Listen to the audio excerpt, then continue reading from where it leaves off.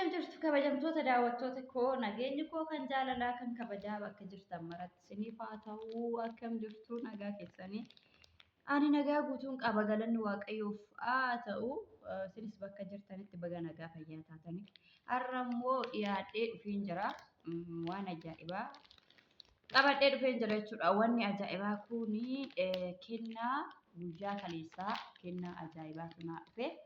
Kennaa sana abbaa kennaa kana naa fidee viidiyoo waraabuun baay'ee tokko biizii taane namni kennaa kana naa fidesi yeroon booda hin deebi'a gara mana kanaatti jechuudha hin deebi'a guyyaa kaleessaa garuu baay'ee tokko ariitiidhaan deemte kennaan kun eessaa si dhufee kennaan kun maal inni kan jedhu dhugaa dubbachuudhaa fi anamma kennaa kana harkaa fudhachuu malee viidiyoo si waraabne yeroo sana mucayyoo biratti viidiyoo si waraabne kennaan kunis maal akka ta'e banii ilaalle jechuudha.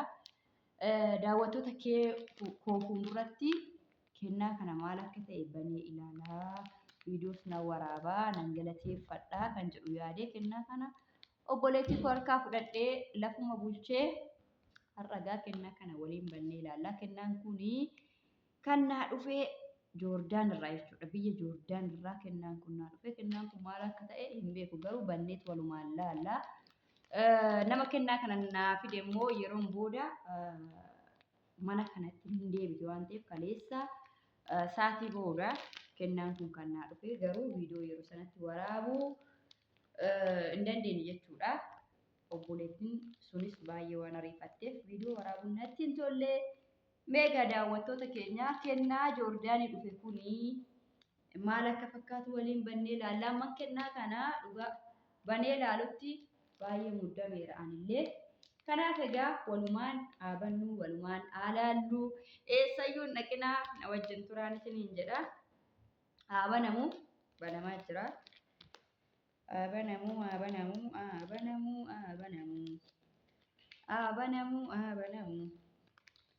Egaa banaan jira daawwattoota kiyya eessarraa akka dhufe isinitti meeraa Joordaan irraa naa dhufe jechuudha.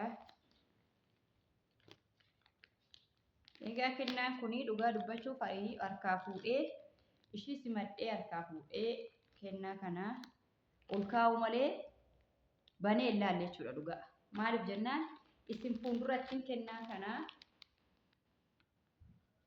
wanta isa oh my god oh my god oh my god oh my god oh my god oh my god oh kennichi waan ajaa'ibaati kennichi waan ajaa'ibaati mee kennaa kana gaa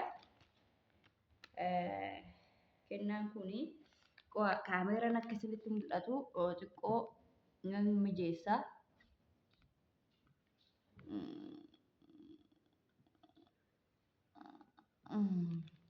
kennaan kuni anatti mul'anneere daawwattoota kiyyaa yoo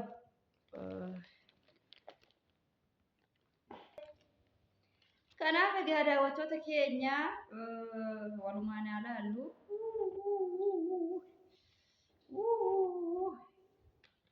oh my god oh my god oh my god oh my god oh my god oh my god bijaamadha wow kalariin illee dhugaa dubbachuudhaaf kalariin ani uffatoota keessaa jaaladhu laalaa daawwattoota keenya laalaa kuni shaamizii isaati oh my god oh my god oh my god shittoo natti fakkaata kuni mee banneetuma ilaalla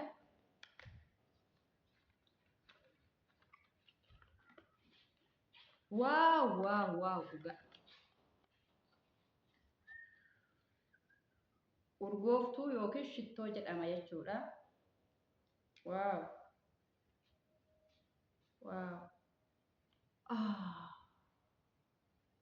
Urgooftuu baay'een jaaladha dhugaa dubbachuudhaa fi waaqayyoon mana kee jireenya kee haa urgeessu siin jedha obboleettii keenya kuni urgooftuudha kan cabnee fi akkanatti shaamizii isaa gubbaa keessee kuni urgooftuudha akkuma argitan urgooftuudha jechuudha. Kun immoo surree isaati jechuudha. Kuni surree isaati. Surree isaati. Jallisaa kana fakkaataa surree isaati kun jechuudha. Kun immoo jakkeettii shaamizii isaati. Shaamizii isaati isiniin jedheera. Waaqayyo baraa fi jireenya kee haa eebbisu siin jedha. Kennaan koogaa kana sadanii Waaqayyo baraaf jireenya kee haa eebbisu. Baay'ees galateeffadhaa, galatoomii ulfaadhu. Siin jedha obboleettii tiyyaa baay'ee natti toleera kennaan ishii dhugaa dubbachuudhaaf. Wanna kana baay'een jaaladha. Wanna ishiin naaf fidde kana baay'ee tokko natti tola, baay'een jaaladha. Anillee aappii akkanaa hin qabu. Bijaamota biyya Arabaa keessaa aappii kanaa hin qabu jechuudha. Fufurdaan qaba. Dhugaa Waaqayyo baraa fi jireenya kee haa eebbisu, ulfaadhuu kabajamii siistuu kosiin jedha. Kana fakkaata kennaan koo daawwattoota kiyyaa isinis immoo naaf eebbisaa. Dhugaa dubbachuudhaaf naaf eebbisaa. Waan qalbii miti waan ta'eef wanni ishiin naaf fiddee waan qalbii miti naa eebbisaa isiniin jedha. Fayyaa nagaa naaf qabaadhaa. Viidiyoo laayikii godhaa.